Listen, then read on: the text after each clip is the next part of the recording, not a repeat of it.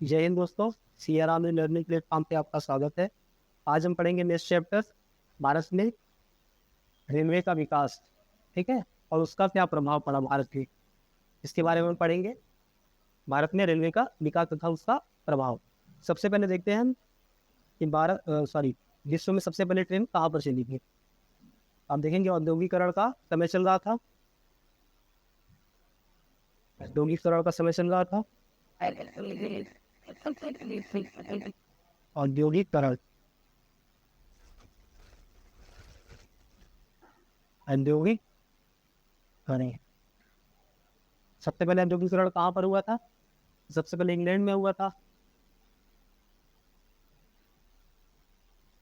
ठीक है, 1780। अब इसके लिए क्या चाहिए था? कच्चा माल चाहिए था। तो कच्चा माल भारत से जा रहा था। इसके पिछले क्लास में मैंने आपको पढ़ाया था, कृषि का वाणिज्यीकरण में भारत से कच्चा माल कहाँ भेजना था? इंग्लैंड में भेजना था। और भारत में हर क्षेत्र में भौगोलिक क्षेत्र अलग था। हर क्षेत्रों में अलग अलग जो है कि उत्पादन होता था। ठीक है, उत्पादन हर क्षेत्र में अलग अलग क्षेत्रों में होता था। तो वहां से कच्चा माल कहाँ लेकर जाना था? इंग्लैंड में लेकर जाना था।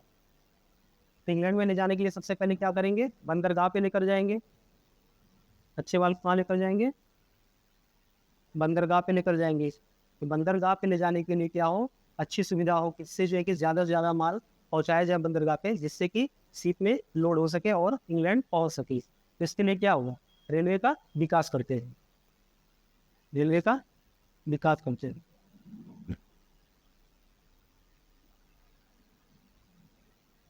और यही रेलवे का निर्माण सबसे पहले कहाँ पर होता है? इंग्लैंड में हो जाता है। ठीक है, इंग्लैंड में आप देखेंगे 1825 ईस्वी में इंग्लैंड में क्या होता है? रेलवे का निर्माण होता है। रेलवे का निर्माण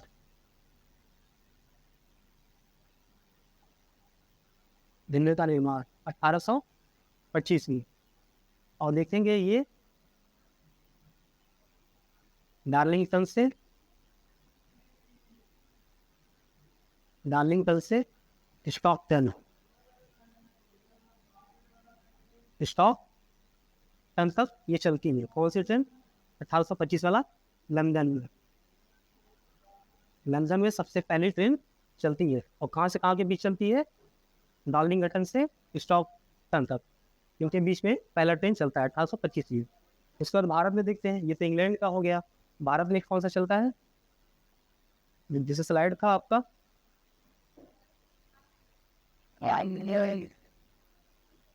ये देखिए। सबसे पहली ट्रेन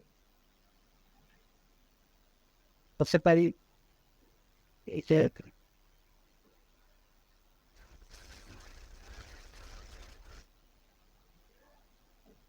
देखिए 1832-33 में प्रपोजल भारत में आता है। ठीक है, कि भारत में रेलवे का क्या किया जाए? विकास किया जाए।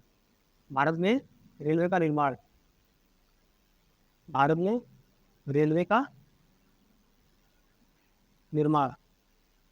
क्यों? मैंने इसके पहले बताया आपको कि कच्चे माल को बंदरगाह तक पहुंचाने के लिए, और उसके बाद बनाने के बाद जो इंग्लैंड से जो माल आएगा, उसके लिए बाजार क्या भारत से बनाया गया था? तो भारत में बेचने के लिए हर दूर दराज के क्षेत्रों में, दूर दराज के क्षेत्रों से, दूर दराज मतलब दूर के क्षेत्रों में, ठीक है, दूर दराज के क्षेत्रों में माल को पहुंचाना, अपने बने माल को पहुंचाना। बने माल को क्या करना है? पहुंचाना है हर क्षेत्रों में। हर क्षेत्रों में क्या किया जाएगा? माल को पहुंचाया जाएगा। तभी तो इनकी जो निर्माण वस्तुएं हैं, इनका क्या होगा? बिक्री होगा। किसकी? इंग्लैंड की। ठीक है, तो इसके लिए क्या होगा? रेलवे का निर्माण करवाएंगे। तो 1832-33 में आता है, इससे प्रपोजल को एक्सेप्ट कर दिया जाता है। और इसमें क्या होता है? ब्रिटिश संसद, लिखते जाइएगा आप लोग, ब्रिटिश संसद, ब्रिटिश संसद के साथ साथ क्या होता है? कुछ पूंजी निवेश करने वाले निजी कंपनी, ठीक है, जो खुद की पूंजी निवेश करते हैं वो क्या होता है, निजी कंपनी वाले होते हैं। ये निजी कंपनी वाले क्या करते हैं, इसको बनाते हैं कि हाँ अब हमें भारत में रेलवे का विकास करना है, रेलवे का निर्माण करना है। तो सबसे पहले देखते हैं, इसको अपने लिख लिए होंगे, ठीक है। तो सबसे पहले देखते हैं 1837 में, 1837 ईस्वी में सबसे पहले ट्रेन भारत में चलती है। कहाँ चलती है, भारत में, भारत में। लेकिन ये कैसा ट्रेन होता है, यात्री ट्रेन नहीं होता है, ये माल ढोने के लिए होता है, माल ढोने के लिए होता है। हम देखेंगे मद्रास क्षेत्र में सड़क का निर्माण चल रहा था, उसमें क्या होता है, माल को ढोने के लिए मालगाड़ी चलाया जाता है। कब चलाया जाता है, 1837 में चलाया जाता है। देखो पहले रेल 1837 में रेड हिल, जिसका क्या नाम होता है, रेड हिल, ठीक है। और ये रेड हिल स्टेशन से चिंता चिंताद्री पेट, ये एक क्षेत्र का नाम है, ठीक है। इन दोनों के बीच चली थी सबसे पहले चली, ठीक है। किसके बीच में, रेड हिल और चिंताद्री पेट। और ये कहाँ क्षेत्र है, कौन सा क्षेत्र है, मद्रास में। मद्रास में क्या चल रहा था, मद्रास में क्या चल रहा था, सड़क निर्माण का कार्य चल रहा था, ठीक है। तो कार्य को पूरा करने के लिए जो माल की आवश्यकता होगी, कच्चे माल की जो पहुंचाना होगा, जिससे आप देखेंगे ग्रेनाइट का पत्थर, सड़क निर्माण सामग्री जो भी यूज होती है, उसको पहुंचाने के लिए सबसे पहले 1837 में भारत में माल ढोने के लिए एक ट्रेन चलाई गई, ठीक है। और कहाँ चलाई गई, मद्रास में। मद्रास के कौन से क्षेत्र के बीच में, रेड हिल और चिंतादी पेट के। और इसका नाम भी रेड हिल था। ये ट्रेन कौन सी थी, ट्रेन का क्या नाम रखा गया, रेड हिल रखा गया। और ये देखिए ट्रेन है, रेड हिल ट्रेन है, ठीक है। आप लोग चित्र देख सकते हैं, और आप लोग उसने ऐसे नोट करते जाइए ताकि आप लोग पढ़ सके, ठीक है। ये पहला था, कौन सा था, 1837 वाला। उसके बाद देखते हैं, ये तो था माल ढोने के लिए। अब दूसरा देखते हैं, दूसरा कौन सा है, दूसरा देखते हैं यात्री, ठीक है। पहला माल ढोने वाला था, दूसरा क्या था, यात्री ट्रेन था। यात्री ट्रेन में क्या होता है, जो लोगों की बैठाकर यात्रा करते हैं एक स्थान से दूसरे स्थान के लिए, यात्री ट्रेन, जिससे लोग यात्रा करते हैं बैठ पर, ठीक है। अब इसमें नए पेज पे देखते हैं, नए पेज पे देखते हैं यात्री ट्रेन को, ठीक है। यात्री ट्रेन, सबसे पहली यात्री ट्रेन कौन सी थी, कब चली, ये जो यात्री ट्रेन था, ठीक है, ये बोरी बंदर, मुंबई के बोरी बंदर से लेकर थाने तक, इसको थाना भी बोलते हैं, ठीक है। थाने तक चली, ये दोनों के बीच की दूरी कितनी थी, 34 किलोमीटर थी। पहले जो यात्री ट्रेन थी, कहाँ से, बोरी बंदर से थाने, ये कहाँ है, बॉम्बे, बॉम्बे प्रेसिडेंसी में आती थी। कौन से क्षेत्र में आते थे, बॉम्बे प्रेसिडेंसी में आती थी। आप जानते हैं 3 प्रेसिडेंसी थी, एक थी बॉम्बे, एक कौन सा था, बॉम्बे था, दूसरा मद्रास, और तीसरा बंगाल। सबसे मेन कौन था, बंगाल था, ठीक है। ये 3 प्रेसिडेंसी थी, ठीक है, 3 थी। और कहाँ का, मुंबई की कौन सी क्षेत्र में चली, पहला मद्रास से जो 1837 में चला था वो मालगाड़ी था, ये कौन सा है, यात्री ट्रेन है, ठीक है। बोरी बंदर से थाने के बीच चलती है, 34 किलोमीटर तक चलती है। फिर इसके आगे देखते हैं, इसके आगे देख लेते हैं, इसमें कितने यात्री थे, 400, 400 यात्री इसमें बैठे थे, पहले यात्री ट्रेन में, ठीक है। 400 यात्री बैठे थे। और ये जो भाप इंजन था, पहले भाप पे चलता था, ठीक है। ये जो भाप इंजन था, ये कितने इंजन थे, 3 इंजन थे, 3 इंजन इसको पीछा था।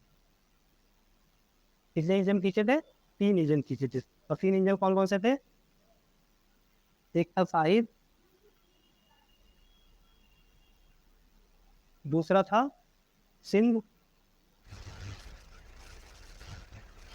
और तीसरा था सुल्तान।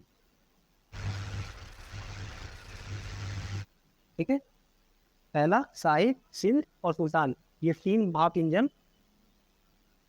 इंजन मिलकर क्या करते हैं, पहला यात्री ट्रेन को खींचते हैं। और उससे कितने यात्री बैठे थे, 400 यात्री बैठे थे। ठीक है, तो पहला क्लियर हो गया। पहला क्या था, 1837 में जो चला था रेड हिल चली थी। कौन सी चली थी, रेड हिल, ये 1837 में चली थी। ये कब चला था, 1853 में। कब चला था, पहला यात्री ट्रेन कब चला था, 1853 में। ठीक है, और इस टाइम कौन वायसराय था, किसका प्रशासन चल रहा था, वायसराय। वायसराय कौन था, 1853 में वायसराय कौन था, डलहौजी था। कौन था, डलहौजी। ठीक है, इतना आप लोग नोट कर लीजिए। वायसराय कौन था, डलहौजी। यात्री ट्रेन पहला यात्री ट्रेन कब चला था, 1853 में। ठीक है, और रेड हिल 1837 में। 1837 में कौन सी थी, माल ढोने के लिए थी। क्लियर हुआ। पहले सबसे पहले लंदन में चला था 1825 में। ठीक है, लंदन में चला था 1825 में। फिर उसके बाद भारत में कब चला, 1837 में चला रेड हिल। फिर उसके बाद 1853 में यात्री ट्रेन चला। ठीक है, इतना क्लियर हो गया। तो देखते हैं कि क्या इसको क्यों लाया गया था ट्रेन को। इससे मैंने पहले बताया, कच्चे माल को पहुंचाने के लिए, फिर बाजार बनाने के लिए, या अपने विनिर्माण वस्तुओं को पहुंचाने के लिए क्या किया गया था इसका निर्माण। इसके बाद देखते हैं, ट्रेन में ले लेता हूँ, नेक्स्ट देखते हैं। ठीक है, सबसे पहले देखते हैं इसके विकास के क्या कारण थे। ठीक है, क्या कारण थे, किस उद्देश्य से लाया गया था रेलवे का विकास। ठीक है, तो सबसे पहले क्या है, राजनीतिक। सबसे पहले कौन सा है, राजनीतिक उद्देश्य है। राजनीतिक उद्देश्य या कारण, राजनीतिक उद्देश्य या राजनीतिक कारण क्या थी। सबसे पहले देखेंगे, इसमें देखो दिया है ब्रिटिश प्रशासन व्यवस्था एकीकरण करना। जो ब्रिटिश प्रशासन था, जैसे मैंने बताया था कि वायसराय, इसके पहले आप लोगों ने पढ़ा था वायसराय को, और मैंने बताया आपको 3 प्रेसिडेंसी थी, बंगाल, मद्रास और बॉम्बे। तो आप देखेंगे सबसे पहले बंगाल में ही वायसराय था। ठीक है, बंगाल में था, क्योंकि अब बंगाल में देखेंगे बक्सर का युद्ध हुआ, प्लासी का युद्ध हुआ, अब बंगाल पे अच्छा अधिकार हो गया। ठीक है, वहीं से ये लोग क्या किए, अपने उद्योग का करने लग गए। यहाँ पर कच्चा माल की आवश्यकता हुई, इसके लिए क्या किए, रेलवे का निर्माण किए। लेकिन इसके पहले क्या देखते हैं, जो एकीकरण था, इससे एकीकरण क्यों हुआ। जैसे अब भारत है, भारत में कई क्षेत्र हैं, भारत के कई क्षेत्र हैं। सबसे पहले किसमें था, बंगाल में था, केवल बंगाल में था। अब बंगाल से क्या हुआ, हर क्षेत्रों में अपने प्रशासन को भेजना जरूरी था, क्योंकि कहीं भी विद्रोह हो जाता था, कहीं भी क्रांति हो जाती थी, उसको रोकने के लिए क्या करते थे, जब अब अगर परिवहन की व्यवस्था अच्छी नहीं होगी तो लेट से पहुंचेंगे, और वहाँ पर कुछ ही और ही रिजल्ट हो जाता था। इसके लिए अगर रेलवे का निर्माण रहेगा, यात्री लोग अच्छे से पहुंच जाएंगे कम समय में, तो क्या होगा, वहाँ का प्रशासन ये क्या कर लेंगे, संभाल लेंगे। अब क्या है, हर क्षेत्रों में इन्होंने क्या किया, अपने प्रशासक को रखा, और प्रशासक की मदद के लिए क्या किया, एक सैनिक टुकड़ी रखते थे, जिससे कि ट्रेन से क्या करते थे, एक दूसरे के यहाँ भेज देते थे, जहाँ जरूरत होती थी सेना की, वहाँ पर उसको भेज देते थे। तो ये क्या, एक राजनीतिक में क्या उद्देश्य दिया, इसका कारण क्या था, कि लोगों तक जो है कि अपने प्रशासन को सही तरीके से चलाने के लिए रेलवे का विकास हो। पहला तो ये हो गया। और दूसरा देखते हैं आर्थिक उद्देश्य। आर्थिक मैंने जैसे फर्स्ट इंट्रो क्लास में मैंने बताया था। ठीक है, आर्थिक का मतलब धन से रिलेटेड हो। ठीक है, इससे पैसे आपको धन मिल सके। इसमें देखते हैं ब्रिटेन में क्या होता है, औद्योगिक विकास के फलस्वरूप सिंचित धन हो चुके थे। जैसे बंगाल का अधिकार था, बंगाल जो क्षेत्र था, बंगाल में जो दीवानी थी, इससे क्या हुआ, ब्रिटिश का अधिकार हो गया प्लासी के युद्ध और बक्सर के युद्ध के बाद। उसके बाद क्या देखते हैं, यहाँ से जो है कि क्या करते हैं, ये कच्चे माल को भेजते हैं, जो कि पहले फेज में चलता है। ठीक है, जब ये कच्चे माल भेजते हैं और इनका उद्योग अच्छा चल जाता है, तो इनके पास काफ़ी सिंचित धन हो जाता है। इनके पास क्या हो जाता है, धन हो गया था। इन धन को क्या करेंगे, कहीं ना कहीं और भी इन्वेस्ट करेंगे और भी अपने जो है कि व्यापार को बढ़ाएंगे। ठीक है, इसके लिए क्या होगा, इन कच्चे माल की आवश्यकता और भी बढ़ेगी, जिससे भारत बहुत विस्तृत है, सबका भौगोलिक क्षेत्र अलग है, कहीं कपास हो रहा है, कहीं चावल हो रहा है, तो हर चीज़ को अपने इंग्लैंड में भेजने के लिए क्या करेंगे, जो होता है रेलवे का जो कि विस्तार करेंगे। तो रेलवे होगा तो बंदरगाह तक लेकर आएगा, बंदरगाह तक लेकर आएगा, लेकिन कैसे लेकर आएगा, अगर केवल बैलगाड़ी ही चलता रहेगा तो वहाँ से कितने सामान लेकर आएंगे। जिसके लिए क्या होगा, रेलवे का निर्माण करेंगे, तो रेलवे से बंदरगाह तक लेकर काफ़ी सामान को लेकर आएगा। जैसे दूर के क्षेत्र में देखेंगे जनजाति क्षेत्र, जो जनजाति क्षेत्र था उसको भी इन्होंने क्या किया, कैप्चर कर लिया था। वहाँ से भी जो चीज़ें इनको उपयोग की मिलती थी उसको भी लेकर आते थे, तो ये लेकर इंग्लैंड में भेजने के लिए क्या करते थे, ये दूर दराज के क्षेत्र थे जो कि दुर्गम क्षेत्रों में होते थे। ठीक है, दुर्गम क्षेत्र में होते थे।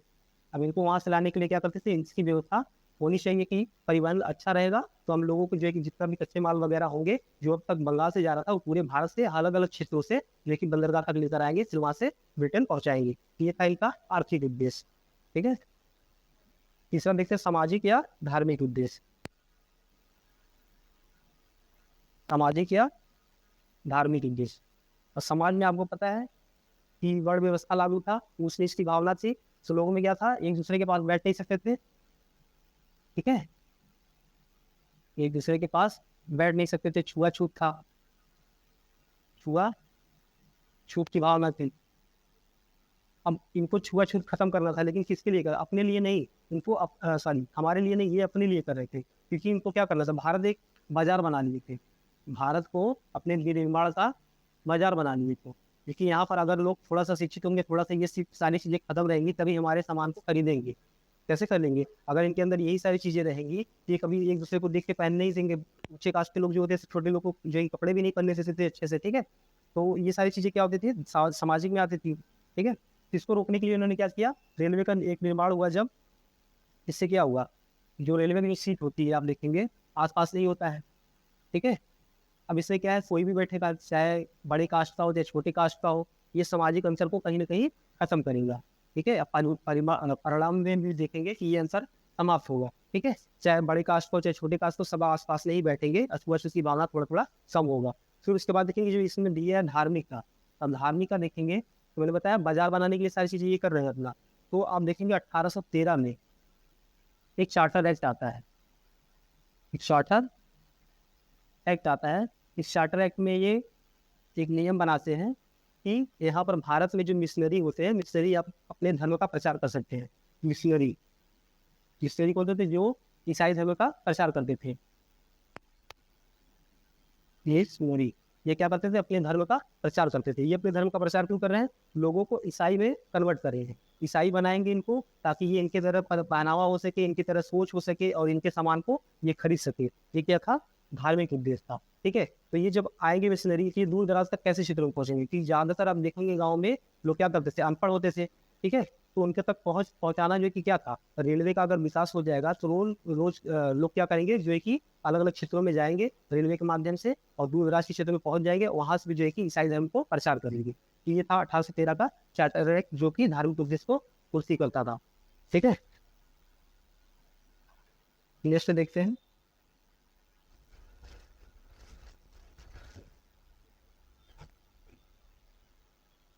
अब देखते हैं इसका प्रभाव, रेलवे जब हुआ इसका प्रभाव क्या आएगा, भारत में जब रेलवे बना इसका प्रभाव क्या होगा। सबसे पहले देखते हैं आर्थिक प्रभाव। ठीक है, जब देखेंगे, मैंने इसके पहले भी आपको बताया कि ग्रामीण जो शहरी क्षेत्र था उसके बाजारों का क्या हुआ, भौगोलिक दूरी भी कम हुई। जैसे मद्रास का था, मद्रास का और मुंबई का। ठीक है, इनका जो बाजार था और इनका बाजार, ये एक दूसरे से क्या हो जाता है, लिंक हो जाता है, क्योंकि पहले दूरी ज़्यादा थी।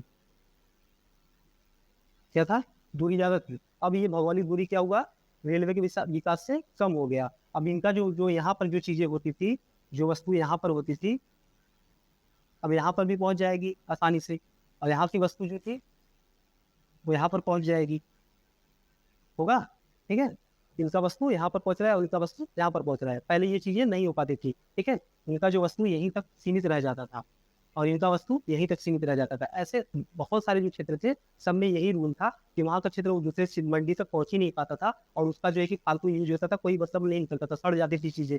क्योंकि जो चीजें होंगी अगर लोगों तक पहुंचेंगी, जितना लोगों तक पहुंचेंगी उतना यूज होगा। अगर कम लोग, जैसे 4 लोग हैं, 4 लोग में अगर ज्यादा सामान है तो 4 लोग ही यूज करेंगे। अगर दूर तक और जाएगा तो और भी जो है कि उसका प्रॉफिट मिलेगा। ये था इनका आर्थिक प्रभाव, जिससे कि दूरी को कम करके बाजार को नियंत्रित कर लिया, एक एकीकरण कर दिया बाजार को। भारत में पूरे क्षेत्र में क्या कर दिया, भारत के पूरे क्षेत्र में बाजार का क्या किया, एकीकरण कर दिया, बाजार का एकीकरण। ठीक है, एकीकरण का मतलब समझ में आ रहा है ना, कि हर जो भारत के अलग अलग क्षेत्रों को मिलाकर रेलवे से लिंक कर दिया। जैसे तार व्यवस्था है उससे भी लिंक हुआ, लेकिन रेलवे का भी अलग है जो कि अहम एक भूमिका होती है, जिससे कि सारे मंडी को एक कर दिया। नेक्स्ट देखते हैं, ये आप लोग लिख लिए होंगे, सामाजिक प्रभाव। अब सामाजिक प्रभाव मैंने बताया था कि रेलवे का अलग अलग जो है कि होते थे सीट। अब इसमें कोई ऊंचे कास्ट का बैठा है, ठीक है, कोई नीच का बैठा है, अगर इनकी कुछ इसको बोलता है तो क्या करेंगे, वो टीटी को बुलाएगा, तो टीसी होता है, टीसी आएगा। अब ये क्या करेगा, दोनों का टिकट चेक करेगा, इसका भी, इसके पास भी टिकट है और इसके पास भी टिकट है, दोनों के पास जब टिकट है तो ये दोनों को हटाएगा कि आप भैया छुआछूत नहीं यहाँ पर होता है, आप हट जाओ, ऐसा कुछ करेगा नहीं। तो कहीं न कहीं क्या होता है, धीरे धीरे लोगों में ये होता है कि इससे कुछ नहीं होता, छुआछूत से, साथ में खाने पीने से कुछ होता नहीं है। ये क्या करता है, टिकट चेक करता है, सीधा सीधा तुम बताता है कि समाज में इन सारी चीजें, बुराइयां कुछ मायने नहीं रखती है। अब ये चीजें खत्म होंगी तो लोग क्या होगा, एक समानता आएगी। इससे क्या होगा, लोगों में समानता आएगी। ये समानता आएगी तो लोग क्या करेंगे, पहनना ओढ़ना खाना पीना सारी चीजें सब लोग क्या करेंगे, एक बराबर करेंगे, उससे अलग तो करेंगे नहीं। ठीक है, ये चीज था एक सामाजिक प्रभाव। उसके बाद देखते हैं ना राजनीतिक प्रभाव। राजनीतिक जो प्रभाव था, तेईस साल पहले, राजनीति का मतलब जो अपने शासन चलाने के लिए जो नियम करते थे। ठीक है, इसमें आप देखेंगे अलग अलग, जैसे भारत में क्या ये सकारात्मक था। ठीक है, सबसे पहली बात तो ये है, टूट गया था ये सकारात्मक, मतलब कि जो सक्रियता जो समाज में हमारे भारत पर जो अच्छा प्रभाव पड़ा। तो पहला क्या था कि आर्थिक प्रभाव जो पड़ा थी, हमारी जो बाजार थी, बाजार एक दूसरे से लिंक हो गई, लोगों में जो है कि एक भावना बढ़ी। ठीक है, सामाजिक में देखते हैं, समाज का थोड़ा सा ये जो दूरीपन था, छुआछूत वगैरह था, ये समाप्त हुआ। अब राजनीतिक में क्या देखते हैं कि जो हमारे राष्ट्रवादी नेता थे, राष्ट्रवादी नेता, जब तक ये नहीं था तो क्या करते थे, बहुत दूरी पड़ती थी, भौगोलिक दूरी थी, मुंबई से मद्रास जाना, फिर बंगाल जाना। तो अलग अलग नेता जो है कि अलग अलग अपने क्षेत्रों में अलग अलग कार्य करते थे, एक दूसरे से लिंक ही नहीं हो पाते थे, उनका कुछ और विचार होता था, इनका कुछ और विचार होता था, और इनकी जो कन्वर्सेशन जो बात होती थी, ये बहुत लंबे समय से जो है कि होती थी। जैसे कहने का मतलब है कि आज ये बोले तो कुछ महीनों बाद जो है कि उनके तक ये बात पहुंचा, तब तक कुछ और ही हो जाता था। तो अब इससे क्या हुआ, जब रेलवे का विकास हो जाएगा तो आप देखेंगे कि ये दूरी जब कम हो जाएगी, भौगोलिक दूरी एक दूसरे से नजदीक हो जाएगी, तो इसे क्या करेंगे, एक राष्ट्रवादी नेता दूसरे राष्ट्रवादी नेता से क्या करेगा, मिलेगा। ठीक है, एक नेता दूसरे नेता से मिलेगा। अब दोनों का क्या होगा, दोनों के विचार आपस में मिलेंगे, और जो आप देखेंगे भारत में जो औपनिवेशिक था उसको दूर करने के लिए सोचेंगे। ठीक है, तो इससे क्या हो, बहुत प्रभाव हुआ। जो हमारे क्या थे, जो राष्ट्रवादी थे, इनको प्रचार प्रसार में तेजी आई, इससे राष्ट्रवाद की भावना बढ़ी कि हम भारत के लोग हैं, बंगाल में भी हम लोग हैं तो हमारे हमारे लोग मद्रास में भी हैं। ऐसा पहले क्या भावना था, बंगाल के लोग अपने ही सोचते थे कि हम भारत में हैं, जैसे ये ऐसा एक्चुअल एकदम नहीं है, लेकिन फिर भी ये सोचते थे कि हमारी तक ही ये चीजें हैं। लेकिन जब लिंक हुआ तो हम देखेंगे समाचार पत्र आया, ठीक है, रेलवे आया, इससे लोगों को लगा कि हाँ, भारत के अलग भी सब क्षेत्र भी हमारे ही हैं, और हम क्या करेंगे, एक दूसरे से जुड़े रहेंगे, तो हम मिलकर कोई कार्य करेंगे तो अच्छा होगा और अंग्रेजों से छुटकारा पा सकते हैं। तो एक तो ये क्या हुआ, सकारात्मक हुआ। ठीक है, तो ये राष्ट्रवादी जो विचारधारा थे, ये इनको लेके एक एकता मिली, लोग एक दूसरे से जुड़ गए। ये तो इनका सकारात्मक प्रभाव। इसके बाद नेक्स्ट देखते हैं नकारात्मक क्या हुआ। नकारात्मक प्रभाव देखते हैं, जो निगेटिव इफेक्ट डालता है नकारात्मक। सबसे पहले देखते हैं राष्ट्रवादी आंदोलन जो होता था, मैंने बताया कि राष्ट्रवादी नेता जो थे, बंगाल के, पश्चिम बंगाल, बंगाल के, मद्रास के, या कहीं भी क्षेत्र के, यूपी के, चाहे भी क्षेत्र के, जब इकट्ठा होते थे, मिलते थे, तो एक विद्रोह का रूप लिया। ठीक है, जब विद्रोह होता था तो विद्रोह को कुचलने के लिए क्या करते थे, जैसे एक क्षेत्र है यहाँ पर अंग्रेजों का प्रशासन है, ये मान लो। ठीक है, अब यहाँ पर क्या हुआ, बी है, यहाँ पर कहीं सी हो, ये 3 क्षेत्र हैं, तीनों क्षेत्र में जो है कि यहाँ पर विद्रोह हो गया। और जब यहाँ पर विद्रोह हो गया ये ने, तो ये बी के जो सी के जो सैनिक है, यहाँ पर अंग्रेज की बात हो रही है, ए बी सी तीनों अंग्रेजी प्रशासन में है। अब यहाँ पर जब विद्रोह हो गया, यहाँ पर क्या हुआ, विद्रोह हुआ। अब इस विद्रोह को देखेंगे तो यहाँ पर जो है कि जो भारतीय राष्ट्रवादी नेता है, जो भारतीय लोग इस पे जो है कि ज्यादा हावी हो गए, जो ज्यादा हावी हो गए इस विद्रोह में। अब इस विद्रोह को रोकने के लिए जितने भी सैनिक है सब क्या हुए, मर जा रहे हैं, कोई मतलब रोक ही नहीं पा रहा है विद्रोह को, एकदम समाप्त ही नहीं कर पा रहे हैं। अब यहाँ के जो सैनिक हैं, बी वाले और सी वाले सैनिक, ये सैनिक क्या करेंगे, यहाँ पर जाएंगे इनको सपोर्ट करने के लिए, बचाने के लिए, अपने क्षेत्र को बचाने के लिए, ठीक है। ये जब जाएंगे, पैदल जाएंगे, घोड़े से जाएंगे या ऐसे तो परिवहन से जाएंगे तो काफी समय लग जाएगा। लेकिन रेलवे का जब विकास हुआ तो क्या हुआ, ये ही बहुत तेजी से यहाँ पर इस क्षेत्र में आ जाते थे और यहाँ पर क्या करते थे, विद्रोह को कुचलने में सहायता होती थी। अब एग्जाम्पल में देखेंगे 1851 की क्रांति है, इससे पहले मैंने वाणिज्यिकरण जो बताया है, वाणिज्यिकरण में आप देखेंगे किसान जो है कि क्या करते हैं, उनके इस कार्य से किसान आंदोलन बहुत होता है। किसान आंदोलन, जो किसान आंदोलन होता है, इन सबको रोकने के लिए, तस्काल की क्रांति को रोकने के लिए क्या करते हैं, ये रेलवे से जो है कि लोगों को, जो सैनिकों को भेजते हैं और वहां पर जो है कि अपना कैप्चर कर लेते हैं। तो ये हमारा लॉस हुआ कि राष्ट्रवादी जो नेता जो विद्रोह करते थे उनको आसानी से कुचल दिया जाता था, उनको रोक लिया जाता था। ठीक है, पहले समझ में आ गया होगा। नेक्स्ट देखते हैं, आर्थिक प्रभाव क्या हुआ। आर्थिक प्रभाव जो धन से रिलेटेड था, इससे क्या हुआ, ब्रिटिश उद्योग के लिए भारत के दूर दराज के जो क्षेत्र थे उनसे क्या हुआ, कच्चे माल को निकालने लगे। मैंने बताया कि जो जैसे बहुत जंगल क्षेत्र है, बहुत दूर है, वहां पर परिवहन अच्छे से नहीं है, वहां पर क्या हुआ, रेलवे पटरी बिछाई गई, रेलवे का निर्माण किया गया। अब वहां से जो अच्छी चीजें हैं, जो कच्चा माल है, पहले तो बंगाल से निकालते थे, अब पूरे भारत में हर क्षेत्र, दूर दराज क्षेत्रों से निकालने लग गए। अब उसको निकाल के जब लेकर जाने लगे तो भारत में क्या हुआ, कच्चे माल की कमी हुई, वो अपना क्षेत्र करते नहीं थे, कच्चे माल की कमी हुई। और होता क्या है, इससे जो शिल्पकार थे, भारत के जो शिल्पकार थे, इनको बहुत लॉस होता है। क्या होता है, लॉस होता है। ये जो कच्चा माल जो ये लेते थे, जो बनाते थे, और उसको थोड़ा सा भाई हाथ से बनाते थे तो महंगा पड़ता था, तो ये क्या करते थे, कच्चे माल को सस्ते में लेते थे अंग्रेज लोग, और उसको ले जाकर अपना दोहन करते थे। मतलब भारत का एक दोहन ही तो कर रहे हैं, कच्चे माल यहाँ से निकाल के अपने दे रहे हैं, जिसको औपनिवेश बोलता है। तो औपनिवेश मैंने आपको समझाया भी था, ठीक है। कच्चे माल को हमारे यहाँ से निकाल के लेकर जा रहे हैं इंग्लैंड में, इंग्लैंड में लेकर जा रहे हैं। तो ये जो शिल्पकार है, जो यहाँ के लोग हैं, जिनको यूज करने के लिए, जैसे अब देखेंगे जनजाति जो लोग हैं, उनका जो है कि वन वगैरह पे उनका अधिकार होता था, वहाँ पर जो संसाधन होते थे उनका अधिकार होता था। लेकिन जब अंग्रेज आए तो उन्होंने क्या किया, उनसे वो सारी चीजें छीन ली। इसके पहले देखेंगे हम, मध्यकाल में देखेंगे, चाहे प्राचीन काल में देखेंगे, तो वहाँ पर जो जनजाति थे, जो वन में रहते थे, वो उनका खुद का उनको दे दिए थे कि आप उसके जो है कि इंसान, आपका ही अधिकार रहेगा। लेकिन जब हम ब्रिटिश देखेंगे आए, जिन्होंने क्या किया, इस पर अपना ही अधिकार कर लिया, जितने भी खनिज संसाधन थे उनको निकालने लग गए और इंग्लैंड भेजने लग गए। कि कहीं ना कहीं ये चीज, जब रेलवे का निर्माण हो गया, इसके पहले क्या करते थे, जब रेलवे का निर्माण नहीं था तो वहां से जानते थे कि यहाँ से दूर ले जाना काफी जो एक कठिनाई होगी, पहुंचाते ही नहीं थे। तो अब जब रेलवे का निर्माण हो गया तो वहां से भी लेकर लेकर जाने लग गए, इससे क्या हुआ, भारत का लॉस हुआ। तीसरा देखते हैं, जो ये था इसका धन निष्कासन। धन निष्कासन पहले क्लियर कर देते हैं इसको। धन निष्कासन का मतलब ये था, जैसे यहाँ पर आप देखेंगे कि 5%, ठीक है, ये वाला पढ़ा रहे हैं, ठीक है। तीसरा 5% थे जो निजी कंपनी थी, जो निजी कंपनी थी, इसको जब रेलवे यहाँ पर लाया गया कि भारत में आप जो है कि रेलवे को लगाओ, तो 5% इनको निजी जो कंपनी वाले थे उनको दिया गया कि आपको 5% लाभ मिलेगा। अब ये 5% जब देखेंगे आप, तो ये 50 वर्षों तक ये लॉस में ही जा रहा था। क्या हो रहा था, हानि हो रहा था, किसको, रेलवे को घाटा हो रहा था। जब घाटा हो रहा था तब ये 5% देने का कोई मतलब ही नहीं है। कोई जो है कि बिजनेस करते हैं 4-5 लोग मिलकर, अगर लाभ होगा तभी तो जो है कि देंगे, अगर हानि हो जाएगी तो देंगे नहीं, ठीक है। तो ये क्या करते थे, फिर भी इनको 5% दिए थे, ठीक है, घाटा होने के बाद भी। घाटा हो रहा है, रेलवे को घाटा हो रहा है, लेकिन इसके बाद भी इनको जो 5% नहीं देना चाहिए, वो 5% फिर भी इनको दे रहे हैं। ये 5% कहाँ से देंगे, भारत के क्षेत्र से दे रहे हैं। तो भारत का यही क्या कहलाता है, धन निष्कासन कहलाता है। धन निष्कासन, धन निष्कासन का मतलब क्या होता है, भारत से धन को निकाल कर इंग्लैंड भेज देना। तो भारत से क्या कर रहे हैं, कच्चा माल भी निकाल रहे हैं और यहाँ से पैसे भी निकाल कर क्या कर रहे हैं, इनको दे रहे हैं, निजी कंपनी वाले को। तो इससे क्या हो रहा है, भारत का लॉस हो रहा है। नेक्स्ट देखते हैं, अब इसका समीक्षा देख लेते हैं थोड़ा सा, क्या समीक्षा था। अब जैसे देखते हैं कि भारत के अतिरिक्त अन्य देशों में रेलवे के आगमन के साथ उस पर आधारित उद्योगों की स्थापना हुई, किंतु भारत में रेलवे तो आवश्यक इंजन, डिब्बे, कलपुर्जे आदि का ब्रिटेन से ही निर्यात होता रहा।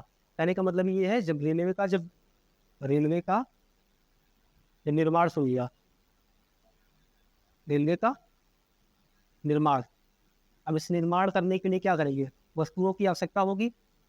रेलवे के निर्माण के लिए क्या होगा, वस्तुओं की आवश्यकता होगी।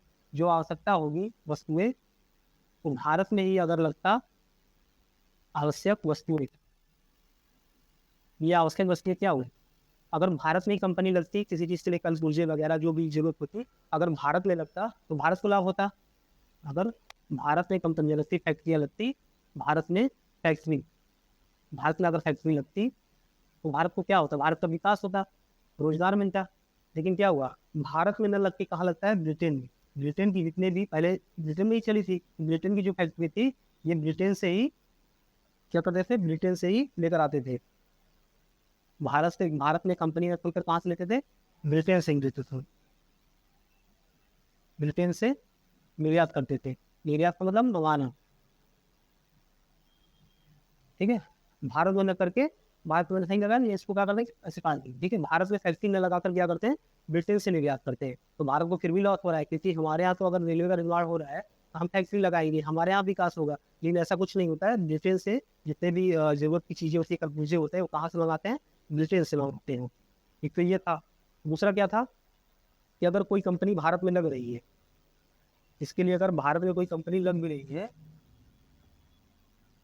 कोई कंपनी भारत में अगर लग रही है, तो अगर जैसे कर्बूजे वगैरह जो भी कुछ चाहिए, इनके लिए क्या किया, नियम बनाया, जो ब्रिटेन के हैं, जो ब्रिटेन से माल आएगा वो कम दर में होगा, वो कम दर में होगा, और जो भारत में होगा वो ऊंचे दर पे होगा, दर पर होगा। कहने का मतलब ये है, इससे ज़्यादा जो है कि पैसे ले रहे हैं, परसेंटेज में इस पे कम ले रहे हैं, ठीक है। अब जब जहाँ से कम मिलेगा, जहाँ पर कम मिलेगा वहीं से लोग खरीदेंगे, तो ब्रिटेन का फायदा होता था, भारत का लॉस होता था। भारत को यही कंपनियाँ इससे ठप हो जाती थी, ठीक है।